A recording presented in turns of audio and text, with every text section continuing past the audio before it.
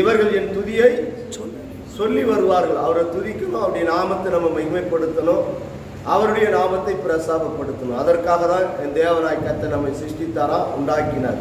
ஹல்லேலூயா.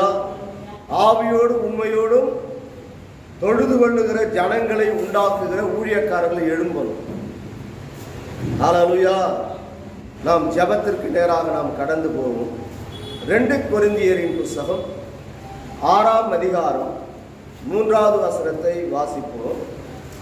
இந்த ஊழியம் குற்றப்படாதபடிக்கு நாங்கள் யாதொன்றிலும் இடர் உண்டாக்காமல் எவ்விதத்தினாலேயும் எங்களை தேவ ஊழியக்காரராக விளங்க பண்ணுகிறோம். ஹல்லேலூயா. பாருங்க, வேதம் சொல்லுகிறது குற்றமில்லாத ஊழியத்தை செய்யணுமா? ஊழியக்காரங்க என்ன செய்யணுமா? கரை திரையற்ற ஒரு ஊழியமா இருக்கணும், குற்றமில்லாத ஊழியமா இருக்கணும், தேவ திருவசனங்களுக்கு கீழ்ப்படிந்து நடக்கிற ஊழியக்காரனா இருக்கணும். இன்னைக்கு தேசத்துல எழுப்புதல் இல்லாத இருப்பதற்கு முதல் காரணம் என்ன தெரியுங்களா?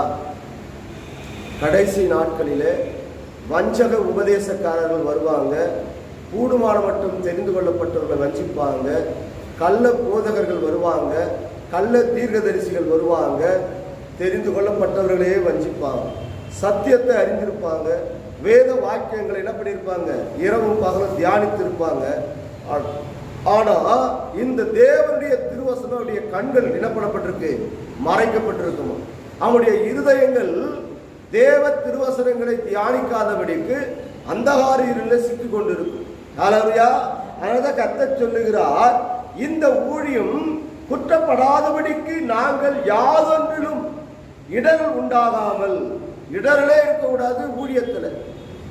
ஒரு ஊழியக்கார இடரல் மற்றவர்களுக்கு இடர் உண்டாகாதபடிக்கு உண்மையும் உத்தமமாய் ஊழியத்தை செய்தால் மாத்திரம்தான் கடைசி நாட்களிலே வேதம் சொல்லுகிறது தேவனுடைய நாமம் பூமியிலே பரிசுத்தம் உண்டாகும். அப்போ பரிசுத்தம் எப்பொழுது பூமியிலே உண்டாகிறதோ அப்பொழுது தேவனுடைய வருகை சமீபமாயிடும். கர்த்தர் சொல்லுகிறார் சீசர்களை பார்த்து, நீங்கள் புறப்பட்டு போய் சகல ஜாதிகளையும் சீசராக்குங்க. சகல ஜாதி என்ன பண்ணணுமா? சீசர்களாய் மாற்றணும். சகல ஜாதிகளை ஏன் சீசர்களாய் மாற்றணும்? தேவனுடைய வருகை 1000 வருஷம் அரசாட்சி இந்த பூமியில இருக்கு. இந்த 1000 வருஷ அரசாட்சியிலே என் தேவனாகிய கர்த்தர் பங்கு கொள்ள வேண்டுமானால், இந்த பூமியில அவருடைய அரசாட்சி வர வேண்டுமானால் இந்த பூமி பரிசுத்தம் உள்ளதாய் காணப்பட வேண்டும். ஹல்லேலூயா. எவ்விதத்தினாலேயும் எங்களை தேவ ஊழியக்காரராக விளங்க பண்ணுகிறோம். எல்லா விதத்திலும் தேவ ஊழியக்காரன் சொல்லணும். இல்லைங்க, அக்கிரம ஊழியக்காரன், அவன் துன்மார்க்கமான ஊழியக்காரன், அவன் பண ஆசை உள்ள ஊழியக்காரன். ஹல்லேலூயா. தேவனுக்கு பிரியமான ஊழியத்தை செய்கிற ஊழியக்காரனா இருக்கணும். அப்பதான் தேசத்தில் ஒரு எழுப்புதல் வரும். இல்லைன்னா நிச்சயமாகவே எழுப்புதல் தடைபட்டு போகும். ஊழியக்காரன் உண்மை உள்ளவன் என்று அறிந்து அவன் சத்தியத்திற்கு சாட்சியாய் ஊழியத்தை செய்வார்கள் என்று அறிந்துதான் என் தேவனாகிய கர்த்தர் அவர் செய்த அதே வேலையை ஊழியக்காரர்களிடம் கொடுத்திருக்கிறார். ஹல்லேலூயா.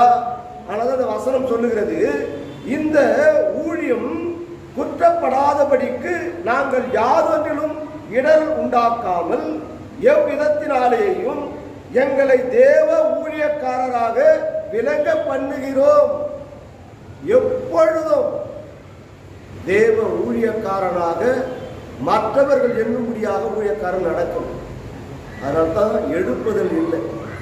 கர்த்தர் கிருபையாய் கொடுக்கப்பட்டிருக்கிற இந்த உன்னதமான இந்த ஊழியத்தை மற்றவர்கள் குற்றப்படுத்தாதபடிக்கு கரைகரையற்ற ஒரு ஊழியமாக உண்மையும் உத்தமமாய் ஊழியத்தை செய்கிற ஊழியக்காரராக அநேக ஊழியக்காரர்கள் இந்த சபையில எழும்பணும். சத்தியம் சத்தியம், வார்த்தை வார்த்தை, இந்த வார்த்தைக்காக எழும்புகிற ஊழியக்காரர்கள் இந்த சபையில எழும்பணும். இன்னும் அநேக சபைகளில் எழும்பணும். உண்மையும் உத்தமம் உள்ள ஊழியக்காரர்கள் என்ன பண்ணணும்? தன்னை உத்தமம் என்று வெளிப்படுத்த